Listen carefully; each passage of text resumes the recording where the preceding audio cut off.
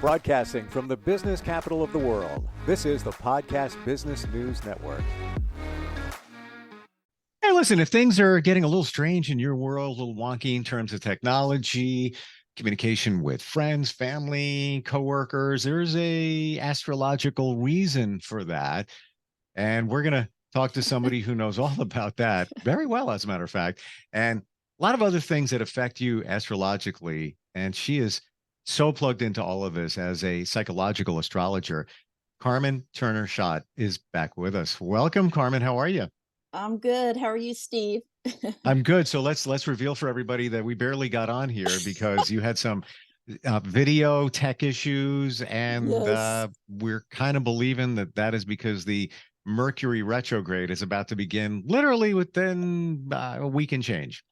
That's right. That's right. I always am very affected by Mercury retrograde about a week or two before it actually is retrograde. We call that like the shadow period. And every month, every time this happens, I have to laugh because all of a sudden my video wouldn't work and it said it was on, and you're my witness. And then Yeah. miss phone calls, computers, technology start acting crazy. Miscommunication, people getting times mixed up, maybe meetings, all kinds of things. So it's already affecting me and maybe you too, because we're Virgos and we're ruled by Mercury. So that's our ruling energy that affects our life is communication and technology and all this. So Virgos and Geminis are both ruled by Mercury. So they tend to feel Mercury retrograde a lot more strongly than other signs. So they'll notice it more because things are out of whack. It's just like, Yeah. And I've witnessed it over decades, and I heard about it from others that do what you do in the metaphysical world, and I was like, whatever. And then I started paying attention to it, and then I would look and I'd say, why is this happening now during this 3-week period? Why didn't it happen then? What is going on? And the only explanation I have is the retrograde. What does it mean? Double check your emails, your texts before you send them. Yes. Is that what you really wanted to say? How's it going to be taken to, by the other person? And back up your data and just check and double check they're your best friends. What you just mentioned before in terms of Gemini and Virgo, both being ruled by Mercury, are they compatible signs? Yes, they actually, one Virgo's Earth, and so they're known to be more practical, more, grounded. And then Gemini is an air sign, so they're known to be more intellectual, more in their mind, thinkers. But yes, I always click with Geminis as far as communication goes. Now, as far as friendship, work, we communicate really well on the same kind of mental level. Sarcastic, witty. We like Virgos like Gemini's sense of humor, and so they make us laugh. And they're very social, so they're a little bit more outgoing than Virgo. Virgo's a little bit more shy. Because we're Earth, and Geminis are kind of larger than life, and they make you laugh, and they're kind of boisterous and loud, and like to talk. They love to talk, which we like because it brings us out of our shell. Because we like to talk too, but we're a little bit more shy and private and quiet till someone brings us out of our shell. And so, I find it's a good match for friendship. Now, for love and relationships, it can be a little challenging unless we have a lot of air or some other placements in our chart that show that Gemini would be a good match for Virgo, because it's traditionally earth signs go well with earth signs as far as relationships, and earth and water go well together. As far as partnership, as far as compatibility, we look at earth and water, then fire and air signs go well together, air and air, fire and fire, etc. Yeah. In my experience, I can just say that being a Virgo, Gemini, in terms of compatibility, looks okay on the surface, but in my experience, no. And honestly, based on my experience, and everybody's different, and every Gemini is different, I wouldn't trust them. Well, I have to say this. This is the thing with Gemini, is that they always say it's hard for them to keep a secret. And I've met a lot of them, and they're like, just don't tell me something if you don't want me to repeat it, because I will repeat it. So they're known to be a little bit of a gossip. which, Virgos, we're very private. And so Yeah. if we tell someone something, we don't want it repeated, and we really need someone that can keep our confidence. So I know if I tell a Gemini friend something, that they're probably going to tell other people. It's one of the things. They can't really not share things. It's hard for them. Wow. So I know that. I'll have to think about that. I have to think about that and keeping the secret. But Yeah. you're spot on in terms of Virgos being a little more private, slightly reserved, where Geminis are very much more social. Yes. Let things roll off their shoulder easily, where Yeah. Virgos don't. And that could be, the good, the yin and the yang there. That might Sure. work and Sure. complement each other. But all right, so Sure. let's move into your book, which Yes. is not just for Geminis and Virgos, it's No. for every sign. Yes. My newest book is Phoenixes and Angels, Mastering the 8th and 12th Astrological Houses. And so it's really a book about people that have spiritual unexplained experiences, number one. And that's what got me researching these two specific houses, which are in a birth chart. They represent areas of life. And to me, the 12th and 8th houses are the most spiritual houses in our personality chart. And so, depending on your birth chart, everyone has an 8th and 12th house. So, some people have planets there, some don't. But anyone that has planets in those two houses, they're born with unexplained experiences. And there's different patterns that I've researched for 30 years. And so I started collecting client stories and my own experience. I mean, what really got me into astrology was the fact that I would dream things that would happen, and no one in my life could explain that to me. And I felt very alone. I felt very different from everyone around me and my family. And so I wanted to know, why am I this way? And I started researching, and I figured it out. It was that I had planets in the 12th and 8th houses. And that's one of the patterns of energy that happens with, I call 12th house people, or people that have a lot of Pisces. If you're a Pisces sun, moon, Pisces rising, Pisces rules the 12th house. So you're going to have the similar kind of experiences. It's spirituality, mysticism, meditation, escapism, all these different intuitive and empathic abilities is number one. One of the patterns is they're very empathic, and they lack boundaries between themselves and others. So they absorb everything going on in their environment. And when you're young, you can imagine being a child or being little in a room in school where you're feeling everybody's thoughts and emotions, and you don't understand it because no one's ever taught you, what intuition is or how to have boundaries, right? So as you get older, 12th house people have to learn to have strong boundaries because they absorb everything around them and take on other people's energy. So they're very good psychologists, counselors, because they attract people that have problems. And most of them tell me from a young age, everyone would come to them and tell them everything, all their secrets, right? And they become the natural healer and kind of a good listener for people's problems. And so that's one of the patterns, is that they help people. They draw people that have pain and things to talk about. And the other thing, another pattern, is that they dream things. So many of them have shared with me that they dreamed about loved ones passing away. They dreamed exactly what was going to happen, and the next day it would happen. And I realized, wow, I'm not alone. There, people that have planets in this house and have a lot of Pisces are just like me, and they're all over the world. And now I've connected with them, and I share a lot of their stories in my book, Phoenixes and Angels. And I call 12th house people angels because they do feel very different. And that's the third pattern. They feel like they're alien. They tell me that they just didn't fit in with their family, or they just were so different from their friends. And because they felt things, they were very sensitive to people and very get their feelings hurt easily, right? Because they lack those boundaries. And so they always tell me they thought they were adopted. I've had at least 100 people tell me when they were little that they asked their mom and dad if they were adopted, and they're like, no, you're not adopted. But they kind of felt like they were so different than their parents. And so that's another pattern that I see. And also secrets, a very secretive love nature. A lot of times they hide their feelings and they don't share with people what they really feel. So it's the house of secret love affairs. So they may never act on these secret love of feelings that they have, but they often fall in love with people that they can't be with. This is kind of another pattern I see with planets in the 12th house. Okay, so we're talking about the 12th house right now. Yes, and Pisces people too. Pisces, sun, moon, or rising. Mm-hmm. Interesting. For anybody that is fairly new to this, they wouldn't know where they fit unless they had a chart done. Yes, they can go to astro.com, this recommend, or any online site. You can also go to my website, carmenturnerschott.com, and I'll email you a free birth chart as well if you want to. And I can let you know if you have 12th house planets. But all you need is to know if you have planets in this house is your month, date, and year of birth, your exact time of birth, AM or PM, as close as you can get. The time is very important because it'll change the planets in the houses, right? It'll shift them if we don't have an accurate time.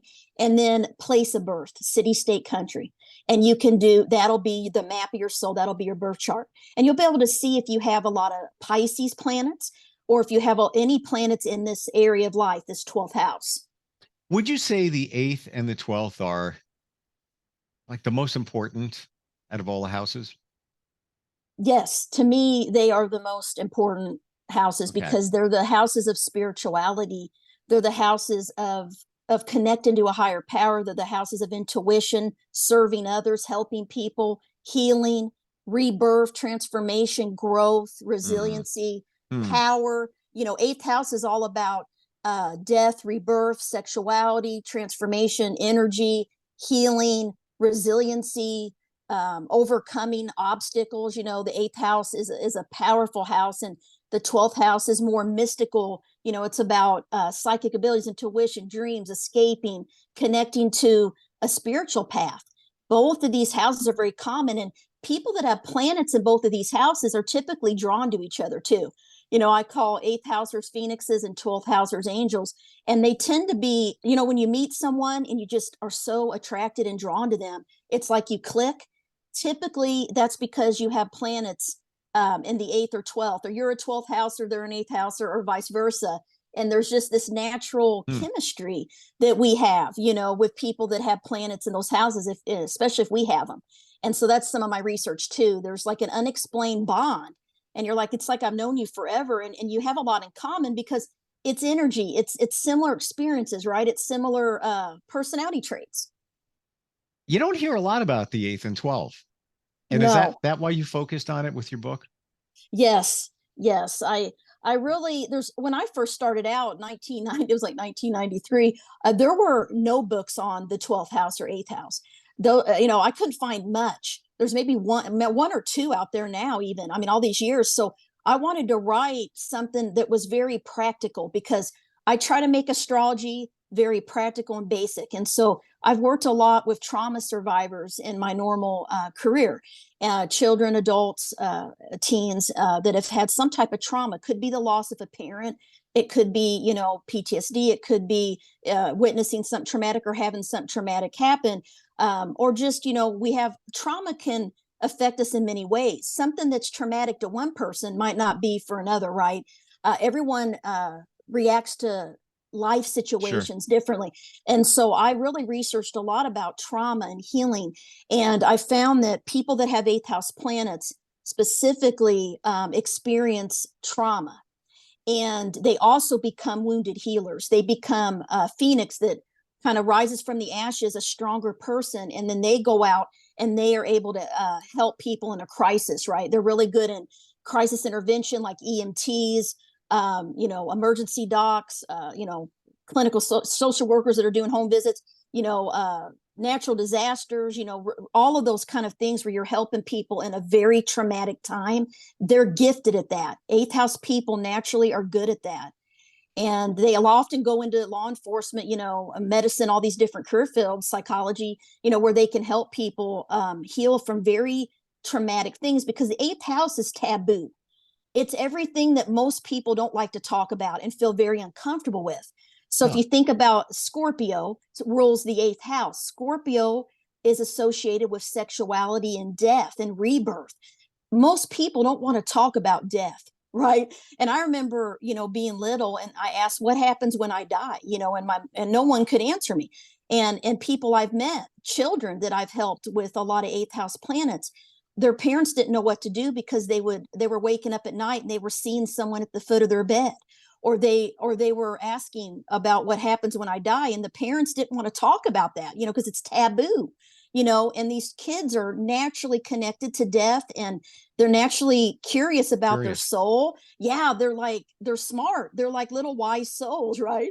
And so if you have, it's important for parents to also do charts for their children, so what those gifts that your children might have, and some of these energies and these questions they have, there's usually a reason, and you can see it in their chart.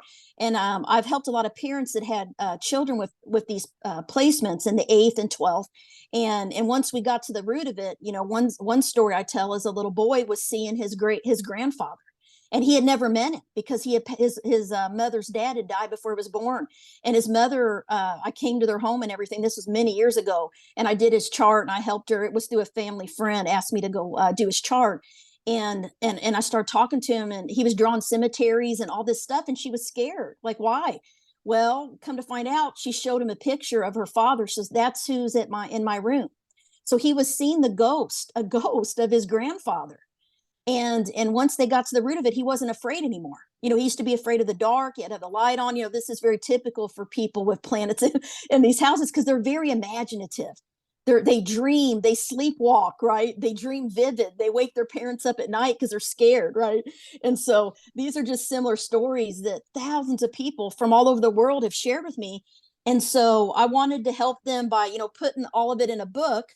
And I have groups on Facebook, the 8th house group and the 12th house group, and people, I have about 15,000 members in there, and they share their charts and their stories, and all these common patterns that I'm sharing with you now, they validate that for me. I recently asked to look at 30 charts of 12th house people, and just random, and I looked at the 5 patterns, and out of let's say 50 charts, 49 out of 50 charts, they met all of the patterns. They said yes, they had them all. Wow. And so to me, that's research, because a lot of astrology and intuition and psychic, all of these things that we're talking about, there's not a lot of research on it. People think it's silly. They don't believe in it, but it's a science, and there is research. There's a lot of research about it. And that's what I'm trying to do, is to show that this is a science. This isn't just, making up stuff. Right. Yeah, and yeah, so not like just let's go online, read your horoscope. yeah, exactly. More than that. There's a lot more. Have you ever thought, Carmen, and thank you for writing that book, because there's not a lot of content on the 8th and the 12th. Have you ever thought about writing a book for kids? I have, that kids who have yes. intuition and struggling with it and not knowing what to do with it. Yes, my next book, I was just talking to a friend of mine. It's funny you brought it up, that I want to write a children's book in a very basic way, where it teaches them about their sign and about these things, but in a childlike way, where it's not scary, Right. And that's, and just validates what you're feeling, what the kid is feeling, that yes. it's okay. It's okay to talk about it. Yes. This can happen. You may yes. see things, you may feel things, you may suspect something. Yes. And know things. Right. It's interesting, because, with my daughter, I raised her to believe and to be open-minded about things. Right. But I wanted her to be intuitive, not, because no one ever, if you don't have a parent that understands these things, or they're afraid of these things, they're not going to nurture your spiritual gifts. So a lot of people with 12th and 8th house planets, they didn't trust themselves, because they weren't raised to nurture, their natural born abilities, as angels and phoenixes, as I call them. And so as they get older, they learn to trust their intuition.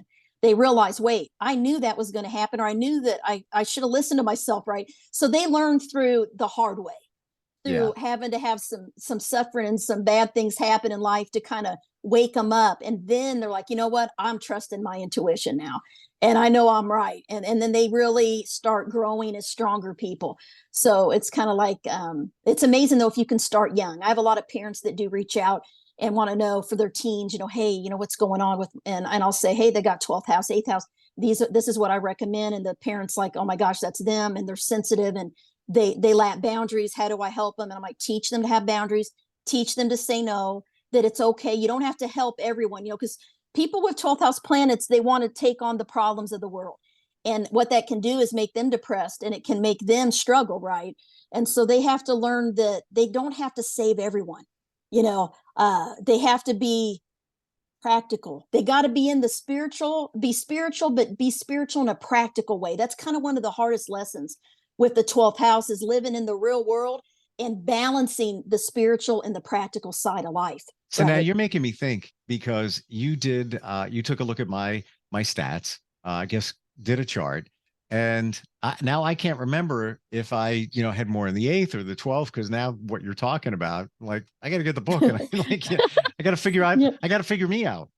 You have a little bit of both. You do. You got that you got 8th house. You definitely have 8th house. Your south node, I remember, is in the 8th house. So you have mastered being a phoenix, Steve. You have gone through a lot of change in past lifetimes, is the south node. And you've been a natural psychologist. So when you were born, you would see through the truth, and very perceptive about what was going on in your life and with people. You're very good at seeing through people and seeing what was really going on in your environment. And people may say, no, you'd see something, and and you would know. I want to share something with you. And I had a Reiki session about a week ago. Yeah. And after the session, the practitioner recorded some audio. And the session, Reiki, you don't even have to be connected to the practitioner. That's right. I was just laying on my couch with the lights out and a candle burning, and that was it. And the stuff that she told me afterwards is just what you're saying. And what she did say was, you have a ton of intuition. Your third eye, which is the one where you're able to figure things out and see things, and maybe even see a little bit of the future. She goes, it's mucked up. It's clogged up. However, she said you make up for it by using, and I think it was the 5th chakra. And I'm bringing this up because she said what you said. She said that I can spot the truth. I can spot BS. I can see through people and figure it out. Yes. And my intuition, I make up for it that way, whereby the third eye isn't working the way it technically should. And maybe we can clear the energy out, but just what you said. Yes. I can spot BS. Yeah, you can. And you also draw people that have problems, that because your energy is very healing. So people are drawn to your energy. And I don't know if you noticed this since even your younger days, through teenage years, you probably attracted people that wanted to share very intense, deep things with you. Like you may be in the grocery store and someone comes up, my dad just died, or I lost my child, like very deep, transformative things, which is 8th house, because your soul has been an 8th houser. Yeah. And you've got planets there. And that's the same with me. I got a lot of planets in the 8th. And so I'm like, why do people, it's very, things you normally don't want to talk about, people share with us. What you do, and you're in the, you work as, I think, counselor, not a social counselor. Okay. Yeah. Social work. Yeah. That's kind of what you do. And then you're in the 8th as well. Yes. Right? I became a counselor because everybody was coming up to me, sharing all these things with me. And I thought, well, maybe I need to be a counselor. And that's kind of what got me into this, because I was helping people anyway, listen to all their problems. Right.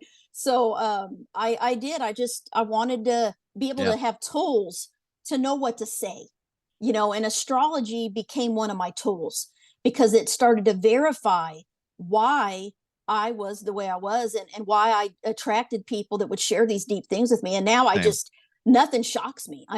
People, oh my gosh. And they know that all the time. Nothing. And in my journey, which, different journey in the last 3 years, I say that all the time, Carmen. I say, nothing surprises me anymore. Whereby, if I went back 5 years, 10 years, 15 back, something, littlest thing would be like, how am I going to deal with it? What am I going to do? Now it's like, okay, all right, get past that, on to the next thing, Yeah. Wow. We become adaptable to crisis and change, because we're phoenixes. You're a phoenix. We rise, we're resilient. So we bend, but we just keep going on. And that's 8th housers. They keep surviving through challenges and heartache. And most people then when they share their stories with me, it's unreal, because a lot of people have never experienced some of the things eighth house people have experienced, and they're survivors. I'm like, man, you are so strong. They may not believe they are. They may think, well, and I'm like, do you understand what you have been through? Like, you're amazing, and you're a powerful healer. And then most of them do admit, yes, I do help people, and nothing shocks me. I can hear anything, and they don't react. They don't judge people.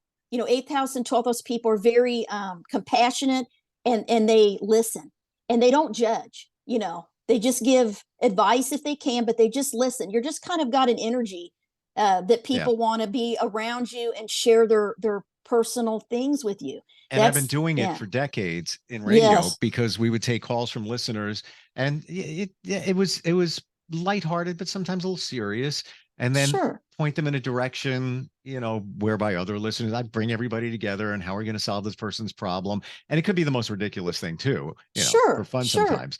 But do you find where you are positioned within Phoenix in that house, that sometimes you just got to put up some walls, even temporarily, because it's all of a sudden it's like the weight of everybody else is on you? Oh yes, that is one of the things with the eighth house. The 12th house, people have to learn to have boundaries, because they're wide open, but they're a little bit naive. 12th house people are more naive and more trusting. Eighth house people have to learn to be more distrusting. They have to learn to have shut people out, and to be able to cut people off that are unhealthy for them. And because we draw people that aren't always healthy and that treat us the best. Sometimes we can get taken advantage of, or betrayed, or feel like we're being used. And that's one of the wounds of the eighth house, is that's the trauma I was talking about. There's usually some type of trauma through relationships, parent relationships. You're right. Trusting someone. But even like, if I can spot the BS, if I'm connected with somebody close, in a very close relationship, then I guess it's kryptonite. I know. I'm like, you got me. You got me good, because I didn't see that coming. Based on what you just said, I saw a quote from Bob Marley. I don't know if I ever shared this, but it was recently I saw it, and it kind of resonates with what you just said. And it's, love all, trust few. And that one's a hard one to swallow, but when you think about it, makes sense. Do wrong to none. So love all, trust few, do wrong to none. I love that. And that's eighth house. I would have never even thought about the, trust few, because I'm like, well, trust everybody until no. Eighth house Scorpio, and people with a lot of Scorpio, they learn that the hard way, and then they are a little bit more cautious of who they trust. And that's the thing why eighth house and people and Scorpios, typically you'll tell them everything. They'll want to tell us everything, but we don't always reveal anything about ourselves, because we've been burned. So we're cautious about sharing deep things unless we know that person's loyal and trustworthy. Then we want deep relationships and connections with people, but because of the wounds we have, we tend to be a little bit more private and selective. Let me say that. I'm that way. I'm acquaintances. I got a lot of people that I talk to, and they, it's not really deep. They don't know me deeply, though. They know, a little bit. You only open the door when you need to. We're out of time. Right. I thought that went so fast, and I even double checked. I'm like, can that even be possible? But was it? Oh my gosh. Fantastic concept for a book. Love it. Thank you. Phoenix and Angels, how do we find it? Is it on your website? Yes, Phoenixes and Angels. It's on Amazon, Barnes and Noble. You can go to my website, carmenturnerschott.com, to my books page, and the links for all of my books are on there. I have other books as well, but this is my newest book, Phoenixes and Angels. I really want to get the word out. If you want to know more, if you have plants here, you can go on my website. I can send you a chart, or go to astro.com. And if you have planets here, I think you would like my book. Yeah. And I guess it could start with just looking at your chart and see if you're landing in the 8th and the 12th. And then, like I said, it'll help you figure you out. Yes. once you do, it's like, well, now that's making sense. Oh, that's making sense. Carmen, great talking with you today. Really appreciate it. You too. Thank you. Thanks. We'll talk soon. Are you looking for even more of the podcasts and hosts that you love? The Podcast Business News Network is proud to announce that you now have even more ways to listen live. Check out the MyTuner Radio, online radio box, and Simple Radio apps on iOS and Android, or find us online. Search for Business News Network on mytuner-radio.com, or search Podcast Business News Network on streama.com and onlineradiobox.com/US. Take your podcast on the go and don't miss a minute of the action.